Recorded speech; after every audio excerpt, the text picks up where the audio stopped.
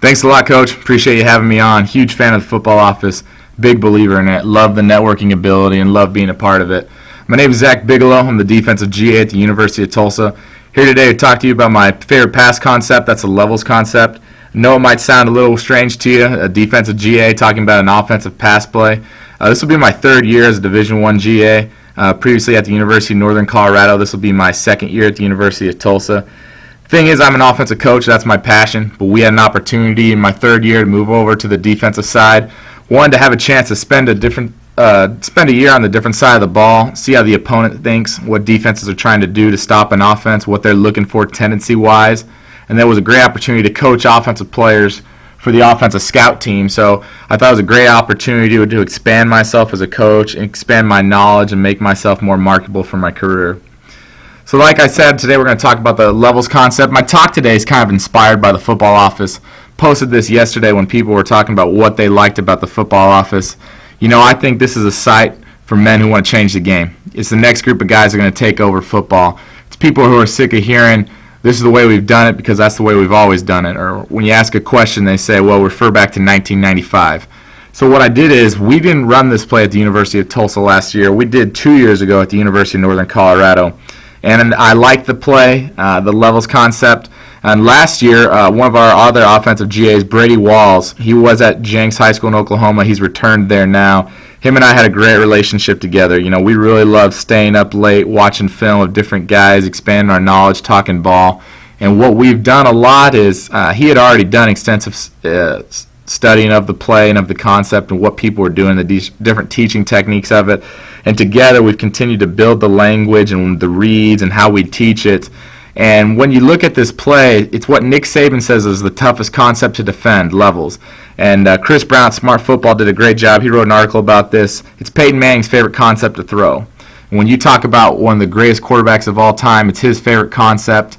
And one of the best defensive minds in college football, it's his toughest concept to defend. And then you see that June Jones has been running it at Hawaii and SMU. Dana's had it at Houston, Oklahoma State, and West Virginia. Cliff had it last year at Houston, and Monken continued to run it at Oklahoma State after Dana. You're talking about the most explosive offenses in college football that are all running this as a base play that they'll run multiple times in a game. And that's why I love it. It's a base play with simple answers. It's a universal beater. I love it against all coverages. But when I drop a play, I'm really trying to solve against defenses' bases today, which I believe is, for the most part, still an over front against that pattern reading cover 4 where your corner and your safety have their eyes on number 2, and their reactions, the looks they're going to give you, are going to depend on the routes that you run. And Coach Brady Walls said this, and I think it's a great thing.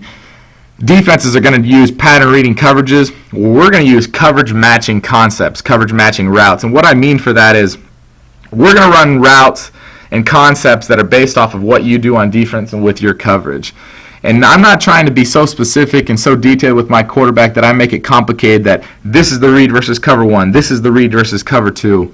What I'm saying, and you'll see it later on, is I'm trying to give my players tools to react to what the defense is doing so they're always having success. I'm giving them things to do to play fast, not think, and succeed.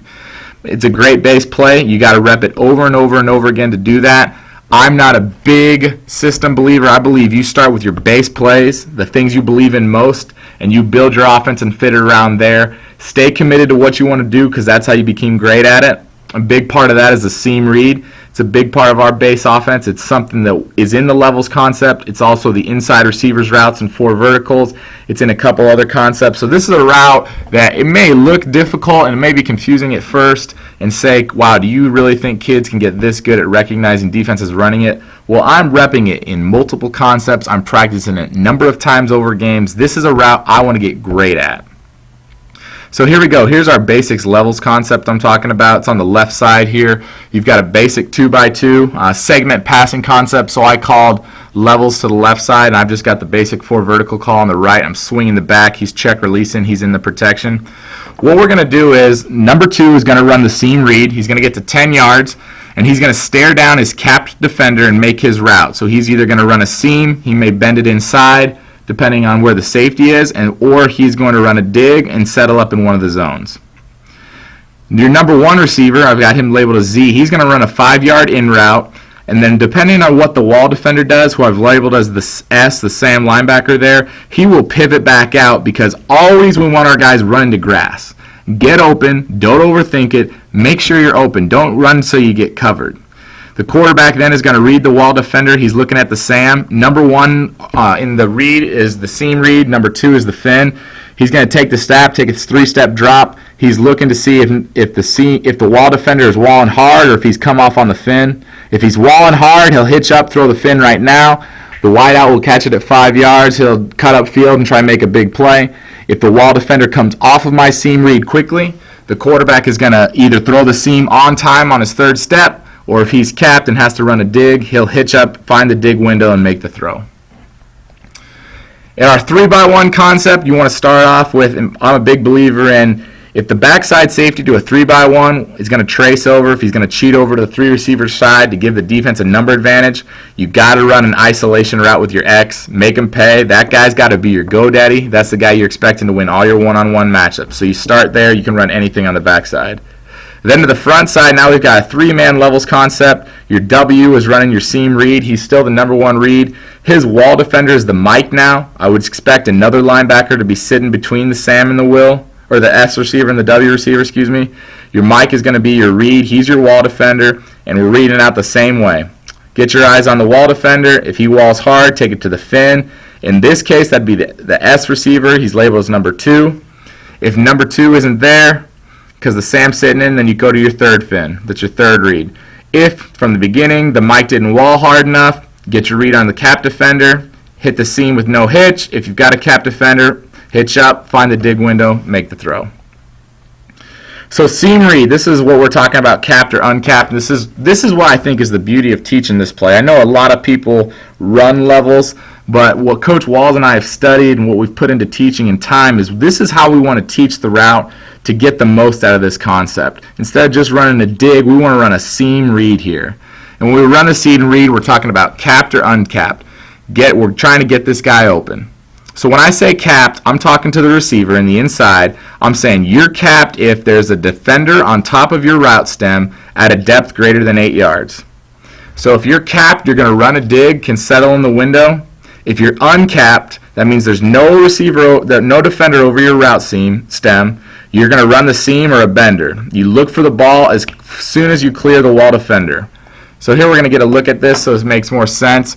If I'm talking about a capped route, probably for this inside receiver, if you could think about it in a 2-by-2, that's the strong safety. He's sitting over here on the number 2 receiver at a depth more than 8 yards. So in a soft cap, you could get him at 10 and he could pedal out like cover 4 or cover 2. He could be in a hard cap, more of a cover 4 look or progression reading, and he's kind of in a slow back pedal then. In the soft cap, our guy can just settle up if he's wide open. If not, we're just going to expect him to run the dig and the quarterback's going to throw him open. This is kind of the more advanced stage of the route, and this is not something I would be overcritical about, which I think is important in coaching this. Right here, the look is the receiver is capped. There's a strong safety sitting over me at 10 yards. But if I've got a guy who's been in the system for multiple years, he's on the same page with the quarterback, if I get a strong safety that's sitting here flat-footed staring me down, maybe he's trying to catch technique me, just trying to jam me, and you'll see a clip of this later on, I just want the guy to blow by him. If he's giving me the deep route, get over the top of him, the quarterback throws a home run, let's go celebrate in the end zone. But again, I'm not going to be overcritical of my wideout. The base rule is right here. If you have a cap at all, you run a dig. If he can get to a point where he recognizes I have soft cap, I'm dropping off, or if I have a flat-footed cap, I can blow by him, that's great. I at least want him running the dig, and then as we get more into the progression, we teach it, we rep it, the guys get better at it. When you talk about an uncapped look, here's some different things. Let's start off with a cover 2. Pre-snap, the strong safety is going to look capped because he's over top of me at 12 yards. But if he's going to get real wide and deep in his pedal, so maybe like a Tampa 2 look, then I'm uncapped. I've got open space. I've got open grass, so I want to own that area. I'm going to release vertical, and I might get a slight bend inside to get away from that strong safety. If I'm uncapped, we're looking at a cover 3 look here. Here's the strong safety again. Pre-snap, he's at 8 yards. He's on top of me. I look capped. When he comes rolling down to become a flat or a hook defender, I need to recognize that, see he's low. I'm going to best release him, and now I'm uncapped. I've got all of this room up the hash from 12 to 15 yards to work with. The free safety's rolling high to the deep third. We're staying away from him. Quarterback doesn't hitch up, throws the seam ball on time. Again, we've got a huge play on top of us. Finally, another uncapped look. You've got the strong safety. He comes down. He's playing man on you. He's playing low or aggressive or catching you. Just make him pay. Blow right by him. Stem him up. Get over the top of him. And the quarterback throws a good ball. But again, I'm being very, very, very easy on this route grading. And I'm telling my guys, don't think it. Get open. Respond to what the defense gives you. And I'm not going to be overcritical on what they do as long as they follow the rules. Important coaching technique before I go on to the film. When we're talking about how we run the seam read, the key is the cap defender. I went back to in this uncapped look, and I'm going to look at cover 3. I talked about in the uncapped rules, as soon as you are past the wall defender and you're uncapped, we want you looking for the ball right now on the seam. The reason I bring that up in the coaching point you have to make is the eyes are on the cap defender. You have to see, keep your eyes on the guy on top of me. Am I going to be capped or uncapped? Because most importantly, more than anything else, is to make sure we run the right route. Make sure we're running the seam or the dig, depending on if we're capped. So the wide receiver is running the route with his eyes on the cap defender. He's going to have to feel the wall defender. He's got to feel that he's got his hands on him, he's walling, or he can feel the defender close in his route space. And so as soon as he clears that wall defender, I want my eyes on the quarterback now so we can have that seam route as an option as long as possible so that quarterback can throw it to me for whenever we're ready. And we'll talk about that more when I show you the clip of levels versus NCAA blitz or cover 3 with a fire zone. So here's your first look. This is the University of Houston versus us at the University of Tulsa last year. We've got a cover 4 look versus empty. Up top, you've got the 2 wide receivers who are going to run the levels concept. The inside guy's got the seam read. He'll make his decision at 10 yards. Your outside guy's got the 5-yard in. This is the defender on the hash, the number 11 for the University of Tulsa. He's our wall defender. He's who we're expecting to make our decision for our quarterback. He's who we'll base our read off of. And part of why I love this concept is I think this is a very easy read. Quarterback gets the snap. He's got his eyes on 11. 11 never puts his hands on the wideout. We don't have a very hard wall. He's buzzed off into the flats. He's looking for the fin. Quarterback knows right now, okay, the seam's mine. The inside receiver's got his eyes on the safety. He sees that he's capped. The safety's pedaling out. I'm going to run the dig at 10 yards. Turn my head around, speed cut it. Wide receiver finds me in an open window. This ball's thrown on time. It's beautifully thrown. Quarterback takes 3 steps. Would have loved to see him. Oh, he hitches up to see what the cap defender does. Hitches up to give the wide receiver a chance to run the dig. 1 hitch, ball, timing. 12, 15-yard gain. We've got a first down. Same thing again. Empty look versus cover 4. This time you've got the levels concept down here in the bottom. Number 2 is running your seam read. Number 1's got your fin. We're staring at number 2, the linebacker on the hash. He's going to be our read wall defender. Again, he's quick to see the fin. He's jumping off. He's not carrying my seam read hard enough. He never gets his hands on the receiver. Quarterback should never come out of this route. The wide receiver's got his eyes on the defender. He sees he's capped. I've got tons of route space. I come over in my dig at 10 yards, speed cut it. Quarterback throws me open.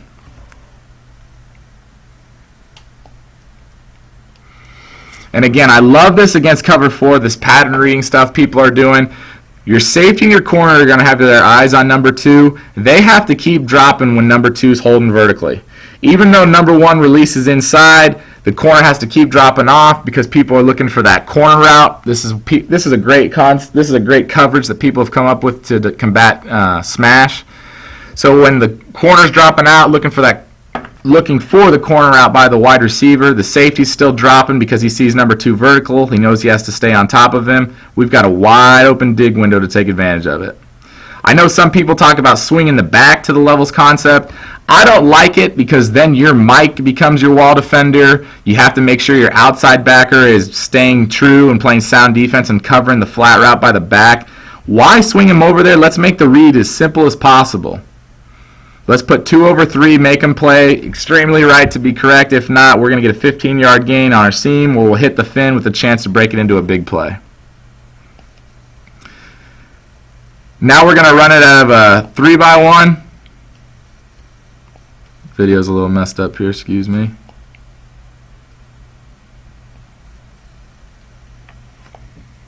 We're going to run it out of a 3x1 here. So we've got a 3x1 look. If you go on to the football office, this was the coverage I posted on yesterday when I was asking people suggestions to beat it. This is kind of a new 3x1 adjustment defenses are running. They've recognized that in a 3x1, the field throw to number 1 is a long throw. Not a lot of people are making it. So defenses have decided to play 10-on-10 football so they don't have to bring the backside safety over to help, so they can still stay sound and put a good cover 2 cloud on the X receiver, who in this case is Justin Blackman for Oklahoma State. That's usually a great wide receiver. So what they'll do now is they'll play your Sam linebacker on an outside shade of number 2. He's kind of the corner in pattern reading cover 4. The safety's got his eyes on 2. The Sam's got his eyes on 2. And now the Mike is playing as the wall defender here. And what they've got to do is it's the same. I'm putting these same 2 defenders, the Sam and the safety, in the same binds I'm putting the corner and the safety in cover 4.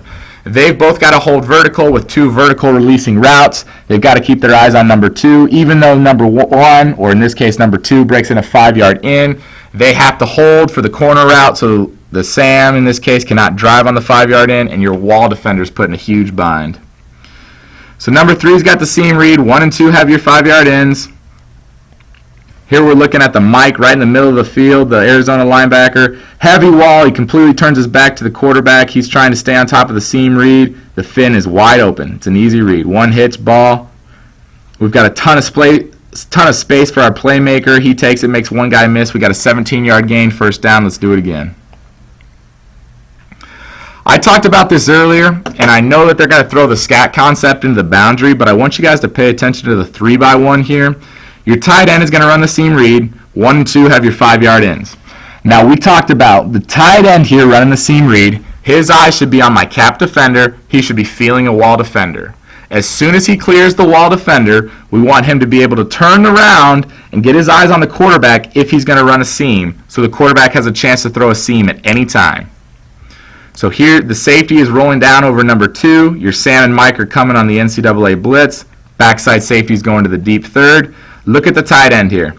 He's releasing vertically. First couple of steps, he gets his eyes. There's no cap on me. I've got tons of space to run my seam route. The free safety is out of the way. The strong safety has rolled over number 2. Now that I feel the wall defender blitzing, the will hasn't gotten over top of me, I get my hand, he should be getting his eyes around the quarterback right now, and hopefully, if this is a concept we rep all the time, if we're comfortable with it, if we know the answers versus all the looks, look at if the quarterback would settle his feet right now and throw the seam. Tons of route space. Quarterback can get the ball to the tight end at the 15. He's got one man to beat. We might be celebrating the end zone.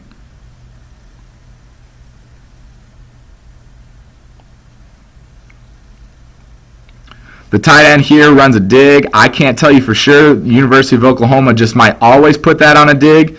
That's why I'd like it to be a seam read, because he doesn't have a capped defender. If we're not capped, why not just keep running vertically, make this play as explosive and efficient as possible. Still, Oklahoma makes a big play there. Here it is. I have a 3x1 again against cover 42. So you've got cover 4 to the field, cover 2 to the boundary. We're looking at the trip side. Number 3 has the seam read. 2 and 1 are on the 5-yard ends. You're putting a Mike linebacker, a guy that doesn't work in coverage a lot, or as much as maybe your Sam, which is kind of a hybrid player now in today's game, or in the 4-2-5 defense with so many people passing. So you're working on a guy that's still a run player. You're putting him in the bind, making him make a decision. The Mike here, he doesn't get a hard wall, never puts his hands on number 3. The quarterback, all he has to do is hitch up. The wideout sees there's a safety over top of me and I'm capped. Wrap it around for the dig, make the throw right there. Beautiful.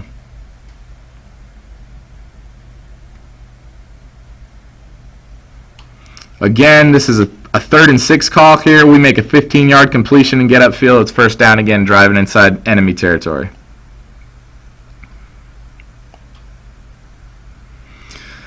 Trips bullet, as it says up top. I love this. This is that motion that people have with the running back where they sprint them out to the sideline. People have a lot of plays off of it. The basic one is kind of just to throw the swing route. I love this. Swing the back to the field is what they're going to do. Kind of get the attention on the running back. The Mike's going to overplay it. We're giving ourselves just that much more of a window into the boundary for our 5-yard in and our seam read. So into the boundary, number 2's got your seam read. Number 1's got your 5-yard in. They've got Justin Blackman to the boundary, so the University of Tulsa is playing a cloud coverage to make sure they cover him. You're working on the will linebacker. He's the read. Again, he doesn't shuffle and carry the route. His wall's not very good. He comes off on the fin too early. The wideout sees that the safety's dropping. And this is a good example of cover 2. I would have been okay with him running a seam and bending it because the safety got so deep and widened up a little bit. But when you see right there when the wideout gets to 10 yards, the number 2 receiver, the safety is still kind of over the top of him, so it's just a really soft cap. I am totally okay with him running a dig right here. The quarterback sees what he's doing. He hitches up. The ball's delivered on time. Again, another 15-yard completion. It's 1st and goal on the 6-yard line. So again, as you guys can see, it's a very simple read. It's easy for your quarterback. You can rep it a lot. It's got a lot of answers, not in the fact that the quarterback and the wideout are going to have to be recognizing what the coverage is and see the whole picture of the field, but they can look at a very specific defender, get their reads, know what they're supposed to do to have success, and all of a sudden you've got a big play that goes for a lot of yards. I found 102 clips of this concept last year from all of our breakdowns. It had a 61% efficiency rating. And when I say efficiency rating, that's not just completion. That's a rating we come up with at the University of Tulsa that helps determine if a play is successful or not based upon the situation in which it was called. So, for example, if you call a play on 3rd and 12 and it only gets 8 yards, in our opinion, that's not efficient. So not only am I telling you this play out of 102 clips had a 61% efficiency rating, there's no telling how much higher that completion percentage was and how many yards it went for. But 61% of the time it did the job it was supposed to be do for the football situation the offensive coordinator called it for. This is just another call we talk about when you have a base play, you want to protect it. So if teams start to overplay it, they don't play sound defenses, you can have answers. This is the University of Oklahoma 2 years ago in the Big 12 championship game. You're going to see the 3-by-1 concept with levels. So 3 as your seam read, 2 as your 5-yard in. That's Kenny Stills up top, one of their top wide receivers. He's actually going to run a 5-yard in and go. The University of Nebraska played a lot of man this game. They were heavy on the fin. Obviously, they knew this was a big concept for OU. This is a 3rd down call right here.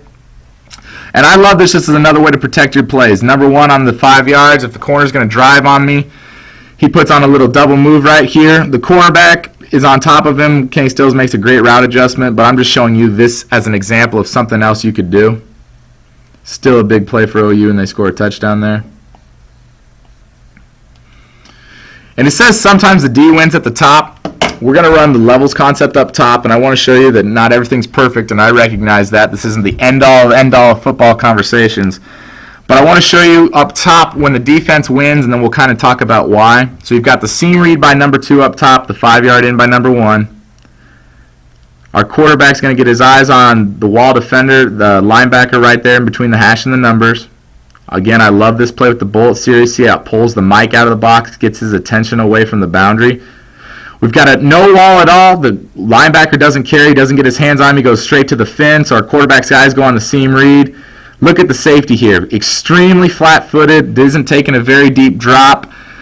The wideout's running his dig a little too he's rounding the route. He's running it a little too deep for my taste. The safety's there. He's able to drive on. This is an incomplete pass. There's 2 things I would have liked to see here. One, in a very advanced route, and again, I'm not going to grade my wideout critically for his decision. I might for the route. But I would have been okay here if the wideout would have been comfortable just taking this over the top. Kind of what I showed you, the hard cap. The safety's not dropping, not respecting what we're doing. This was a 3rd and 7 situation. I bet TCU had done a lot of film study, told their players. Coach Patterson does a great job of getting them ready. Hey, 3rd and 7 into the boundary. They love to run the levels concept. Safety, get your eyes on 2. If he releases vertically, don't drop too far because you're going to want to settle on that dig. Here, the safety does a great job of that. He's very flat-footed, though. Hopefully a press box call or an adjustment could have been made. to tell the wideout to just blow past him. Or another thing is, if they're going to play this aggressive for you, again, it's not very sound. They're not being very conservative over the top. Here's another situation where you could put this route on a double move. Tell your inside receiver running the seam read, get to 10 yards, chop his feet like he's going to the dig, and then take it over the top. That's kind of all I got for you guys today. I really appreciate you guys taking the time to stop by, listen to me talk about the levels concept. If you have any questions, anything you'd like to add to what I've done, please feel free to visit me on thefootballoffice.com. I know Coach is going to record this talk today, and he's going to put it up on the website. Feel free to watch it. If there's anything I can do for any of you guys, please don't hesitate to let me know. Love sharing knowledge with you guys and learning from you guys. Really appreciate everybody who's been participating in the football office. Best of luck this fall, guys. Take care.